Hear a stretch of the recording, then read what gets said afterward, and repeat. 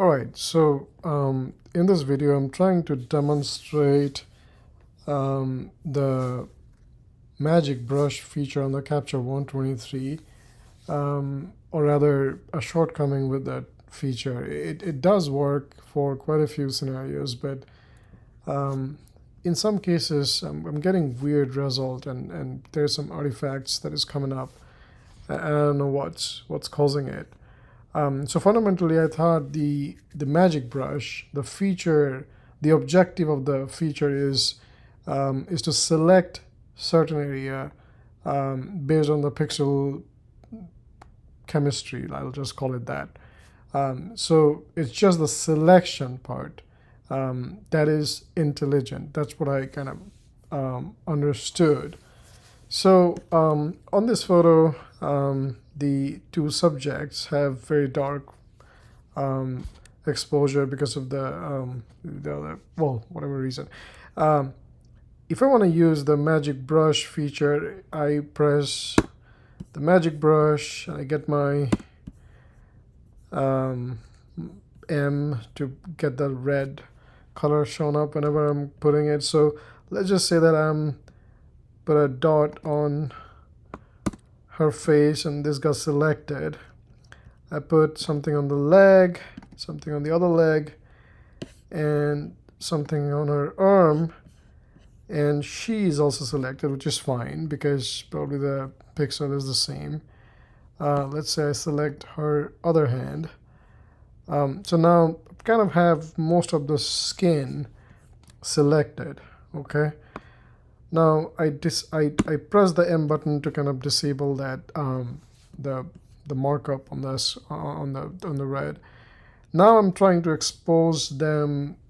Trying to increase their exposure. So I'm selected to that adjustment layer 1, which is the magic brush on their skin.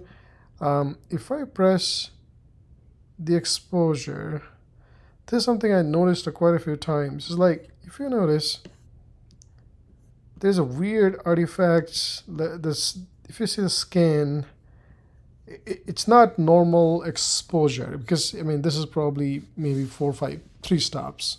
This is a Canon R5 image, probably 200 ISO, so I can easily go 3 stop. It should not create these kind of artifacts on the skin on that. And for some reason, she doesn't have as much, but she does.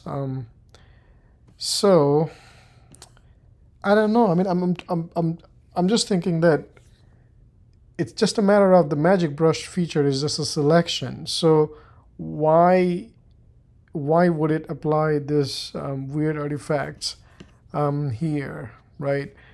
Now, just for the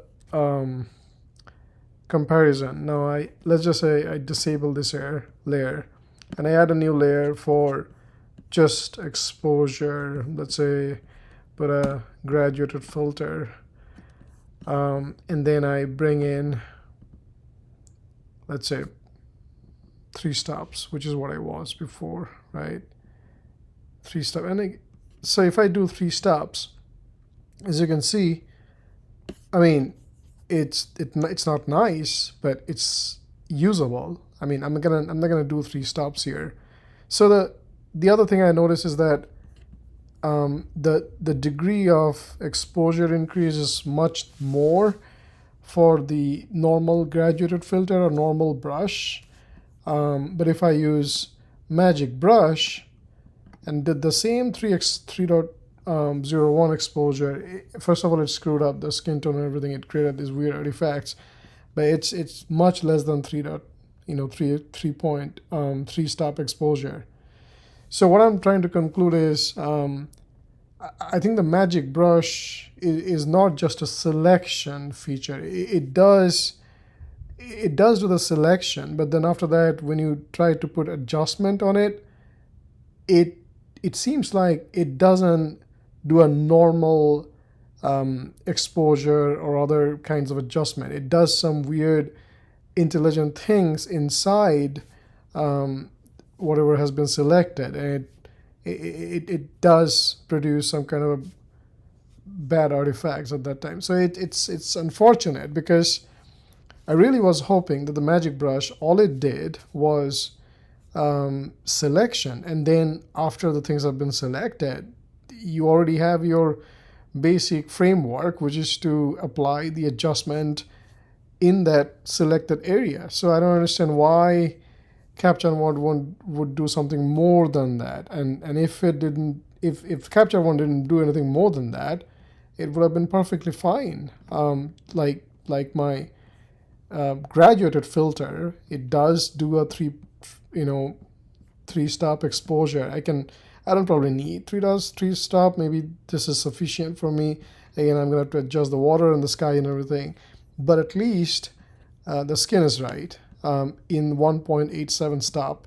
And with the magic brush, it's screwed up. I mean, maybe I can go, I don't know, 1 stop or something to not generate that artifact. Yeah, I think the 1 stop is probably where I would stay.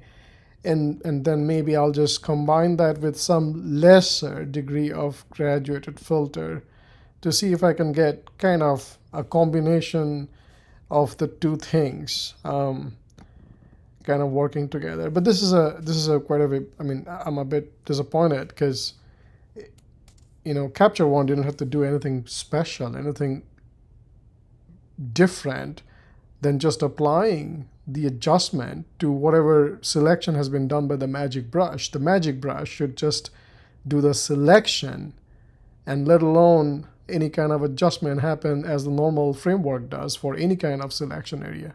So that's the part I am kind of disappointed. All right, thanks for watching the video. I'll probably, you know, send this to Capture One support and see what they say. Maybe I'm doing something wrong, and that's totally possible, but that's what I'm gonna have to find out. Thank you for watching.